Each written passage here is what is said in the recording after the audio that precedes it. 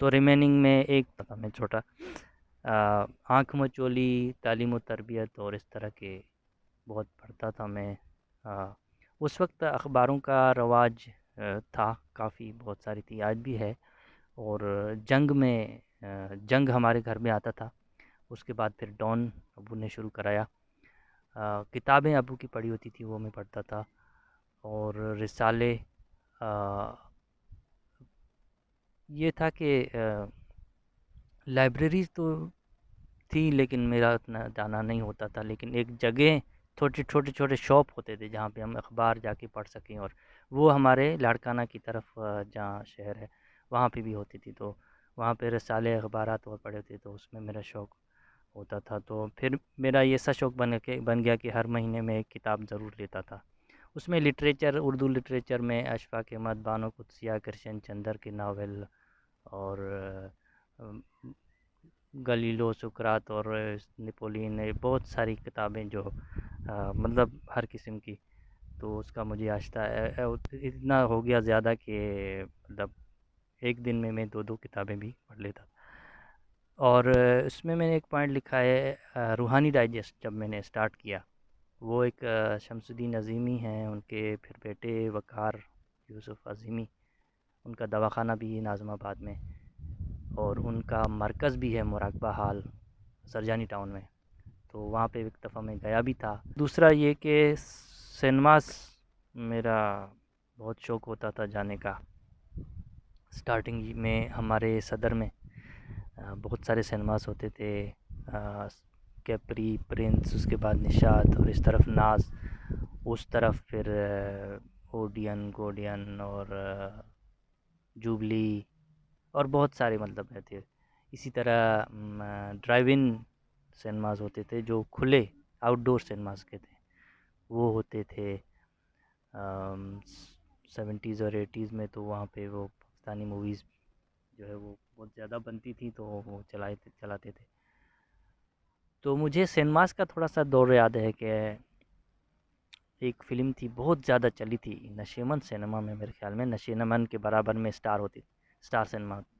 नशीमन में सरकटा इंसान चली थी, गुलाम मोहिउद्दीन, बाबरा शरीफ और मोहम्मद आसिफ उनकी।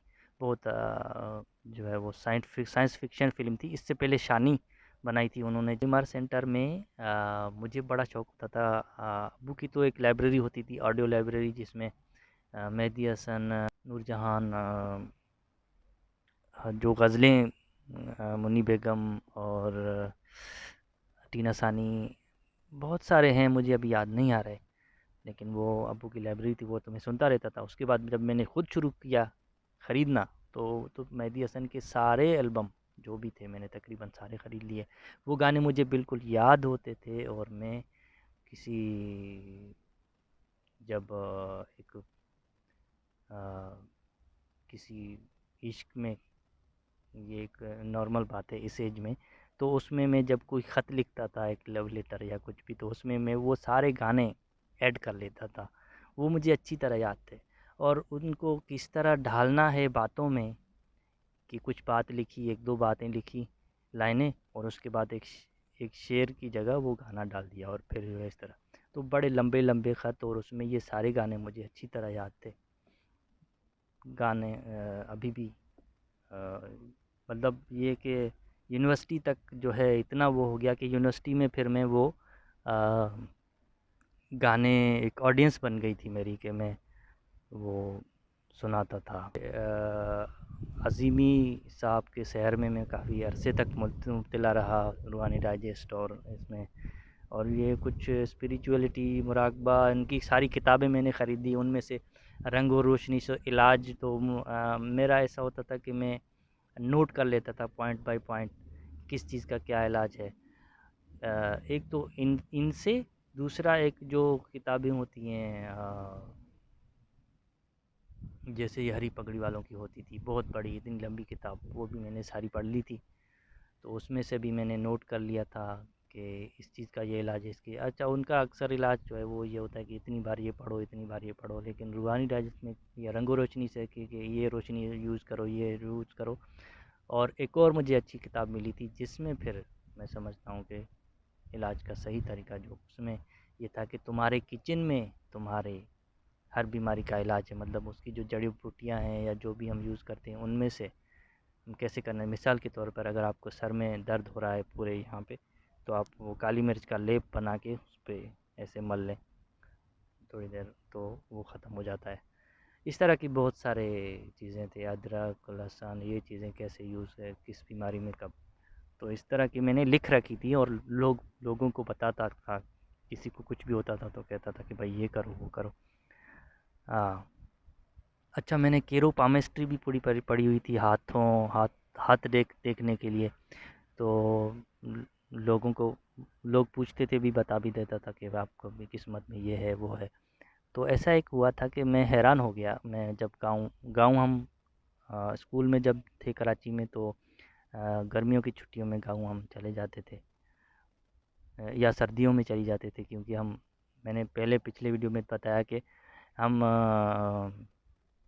जाते ही कराची इसलिए थे कि गाँव में गर्मी होती थी और कराची में जो है वो अच्छा मौसम हमें था, बाहर वाला मौसम होता था, बादल होते थे इवन जून जुलाई में भी, और अक्सर बारिशें, क्योंकि आबादी बहुत कम थी और बहुत अच्छा माहौल था।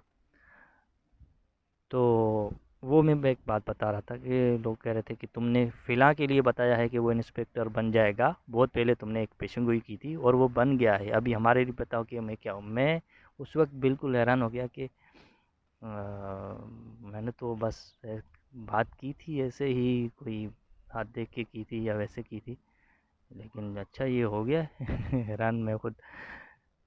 तो एक तो ये अज़ीमी साहब की दूसरी सिनेमास का मैंने बताया कि बहुत सारी फ़िल्में जो मुझे बहुत अच्छी लगती थी, और टीवी और फ़िल्में तो मेरा समझे कि जुनून की हद तक शौक, सारी जो भी इंडियंस, उसके बाद इंडियन मूवी जितनी आती थी हर कोई मैं कैसेट पे देख लेता था।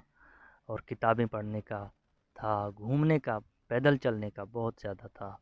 पहाड़ों पे चढ़ना, इधर सफारी पार्क होता था वहाँ पे, या वैसे पैदल कहीं जाना है कहीं और दूर, तो मैं बजाय बस के, गाड़ी के, ज़्यादातर पैदल ही प्रेफर करता था। ये सिनेमास तक मैं बहुत अरसे तक एक बहुत ही मतलब सैड न्यूज़ मिली कि निषाद सिनेमा को उन्होंने जला दिया है, तो वहाँ पे मैं जाके हुए हुए जो है वो, जैसे ना मैंने सोच ऐसे म, बहुत दुख होता है, जैसे कि मैं यहाँ पे बस बैठ जाता हूँ ना, मैं इतना अच्छा सिनेमा, लोगों को एंटरटेन मिलती है, लोग आते हैं यहाँ पे देखते हैं मूवीज़, उनका एक आजकल तो समझे कि वो मूवीज़ के ज़रिए भी इलाज होता है ना एक लोगों का, और लेकिन वो एक जुनून और शौक़ और वो एक होता है। तो इतना मुझे दुख हुआ कि अभी ये, और उसके बाद फिर तोड़ने शुरू हुए ये, फिर प्रिंस सिनेमा वो भी ख़त्म हो गया, फिर दूसरे जो भी सिनेमा थे, गोडियन ओडियन, ये वो सब, नाज और जुबली, मेरे ख्याल में अब बाद में एक दो रह गए थे, लेकिन बाकी सब ने मॉल बना लिया उनको तोड़ के। तो उसका मुझे बड़ा वो होता था, अफसोस होता था।